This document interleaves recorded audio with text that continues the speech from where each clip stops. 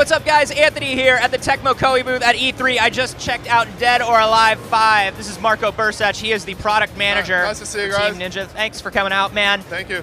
Big changes here in Dead or Alive 5, some tweaks to the fighting system. Tell me about the critical strikes and stuns and how they're kind of changing the flow. Yeah, well, we really wanted to get Dead or Alive 5 to be the king of all fighting games. We wanted to be out there. We wanted to be the fighter.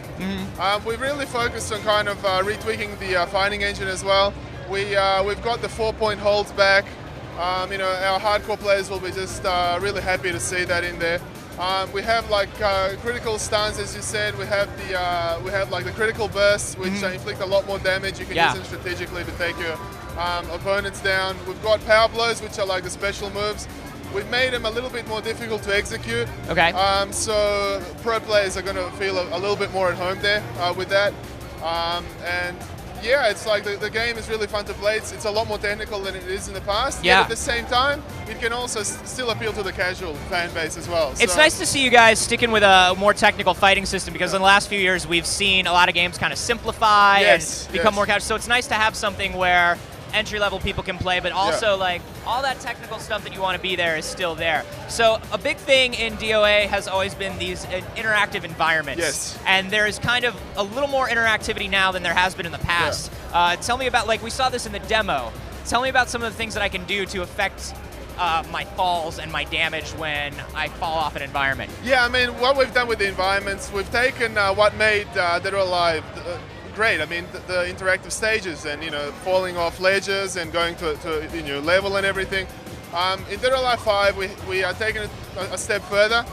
What we call them is fighting entertainment. That's the concept. We want to kind of make these stages like blockbuster Hollywood movies. So each stage is going to kind of have its own little gimmick that we're calling kind of dynamic attractions. Okay. That kind of, well, when that's set off, you know, you'll be able to do some crazy stuff with it. Like, as you saw in the demo, in the scramble stage, like the whole building falls down and, you know, you can knock your opponent off the ledge, and what we call in the cliffhanger. In the stage right now, like, it's called the show, like, you'll be able to, you know, hit your opponent and you'll be able to do all this crazy stuff in the circus, like Jack in the Boxes coming up, or like, you'll be able to like launch your opponent into a massive clown mouth, and that'll be like, it'll trigger a human cannonball, and it's just some crazy stuff. So it's what I like about it though is there's a level of interactivity to it where, like you said in the scramble stage, I got knocked off the side of the building, but there was a moment there where if I tapped guard, I got to stay on the roof. Yes, that's correct. We do have that system as well. As I just said, we're calling it cliffhanger. Okay. And you can kind of match your button input to your opponents and kind of and try to, you know,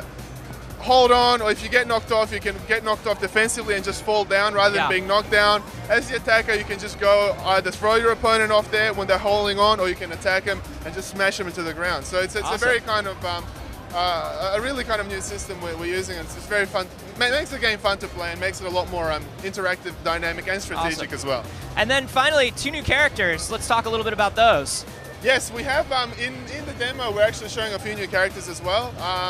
It's not the full lineup we have here at the E3 demo. There'll be a lot more characters, but yeah, we're showing Tina today. We're also showing a few more characters that we've had in our vignettes up to now that we're showing online as well. We've got the Virtua Fighter character Akira. Yeah, that's really cool. Yeah, we will make sure that he's really just in his original form, in his pure form in there. So we work closely with Sega as well to make sure that he maintains his true form, and we're really happy about Akira. He's a great character. Yeah. Fits really well with the series. Yeah, he does. We thought, you know, it'd be great for him to be in there, and, you know, being also, you know, the kind of Virtua Fighter, being kind of the forefather of fighting, and so we're really proud to have him in there as well. Very cool. So when are we going to be able to get our hands on DOA 5? Well, DOA 5 will be out September 25, 2012, so awesome. Very soon. So just look forward to it. It's going to be a great fighting game. We really want to make sure that all fighters out there get their hands on it, and we want everyone to say, you know, I'm a fighter, because that's what DOA is about. Very cool. September 25th, looking forward to it. We got more information on DOA 5 right here on Rev3 Games, and of course we are at E3 all week with tons of videos, so be sure that you have subscribed.